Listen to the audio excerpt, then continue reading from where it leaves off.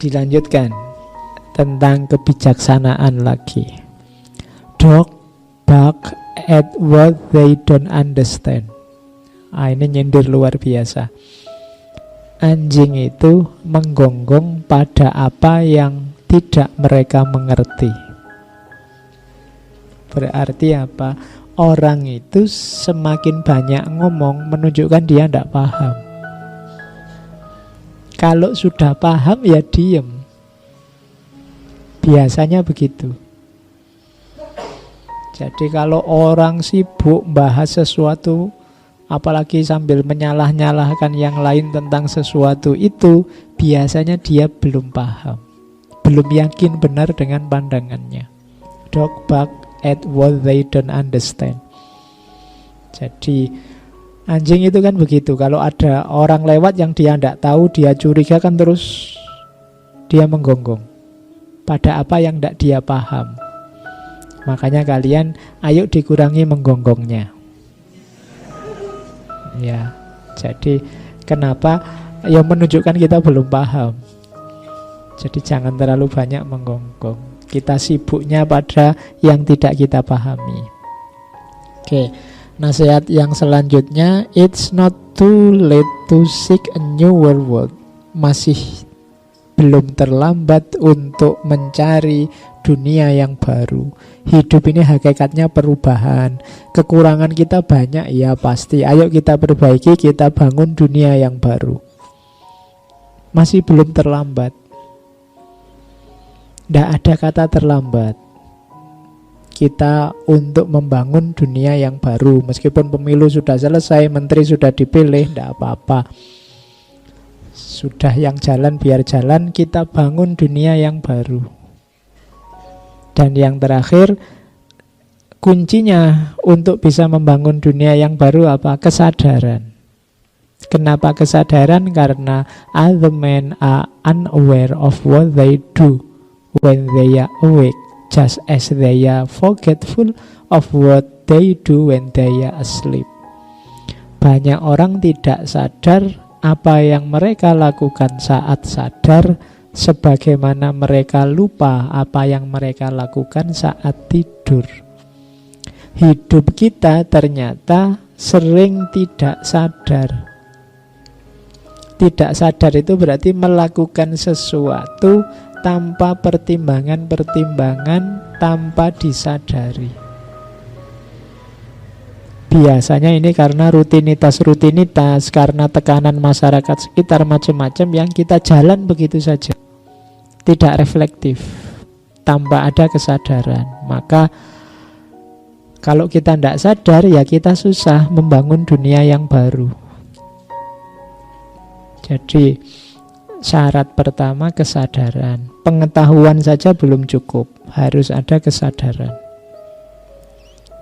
Dan jangan banyak teriak, belajar saja yang banyak. Kenapa jangan banyak teriak? Karena banyak teriak menunjukkan kita belum paham. Kenapa? Karena silent is healing. Ketenangan itu menyembuhkan. Kediaman itu menyembuhkan, healing. Jadi carilah momen-momen silent untuk menyembuhkan jiwa kita. Ambillah waktu sebentar untuk tenang. Hidup kita ini ramenya luar biasa. Kamu sendirian pun kadang-kadang juga rame. Pikiran kita ini macam-macam. Sudah mau tidur, itu di pikiran kita masih ributnya luar biasa. Besok mau apa saja, bangun jam berapa, enaknya berangkat ke kampus pada waktunya, apa ditelatin aja 10-10 menit, apa pokoknya rame terus pikiranmu. Yuk ambil momen untuk silent. Karena silent healing, menyembuhkan jiwamu, menyembuhkan fisikmu. Dalam sehari ambillah ketenangan barang 5-10 menit sudah lumayan. 1/4 jam kalau bisa, setengah jam syukur-syukur. Ada yang ngambil model meditasi, ada yang ngambil model sholat, ada yang monggo lah. Ambil momen untuk silent, biar healing. Nah, ini sarannya Heraklitus. Biar 24 jam hidup kita isinya tidak ribut terus, rame terus. Ada momen-momen, kalau bahasa agama, tafakur, muhasabah, hening. Di banyak budaya, di banyak peradaban, keheningan ini disarankan dengan berbagai bentuk aktivitas. Aktivitas hening. Oke. Oh, ini tadi sama. Much learning does not teach understanding. Kalau ini tadi melanjutkan pengetahuan tadi ya.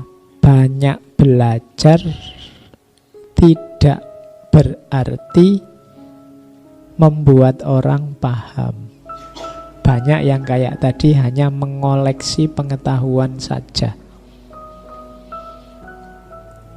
Jadi urutannya memang belajar, dari belajar terus jadi tahu pengetahuan, dari tahu terus jadi paham. Kalau paham berarti sudah mendalam, setelah itu sadar. Sadar ini prasyarat awal untuk melahirkan tindakan. Baru setelah tindakan kita tinggal menunggu hasil dan manfaatnya. Jadi belajar, tahu, paham, sadar, dan dijalankan. Urutannya itu. Kalau tidak begitu nanti katanya Al-Quran kaburo maktan.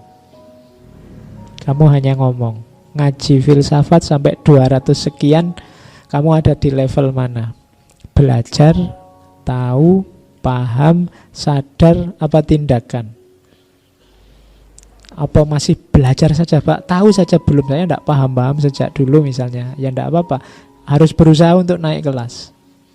Kalau sudah tahu nanti naik kelas, didalami, paham. Kalau sudah paham, disadari sehingga bisa dirumuskan implementasinya dalam tindakan. Maka ilmumu akan berkorelasi dengan naiknya kualitas hidupmu. Kalau tidak, pengetahuanmu hanya jadi koleksi, hanya jadi museum, jadi perpustakaan, tidak ngefek ke peningkatan kualitas hidup.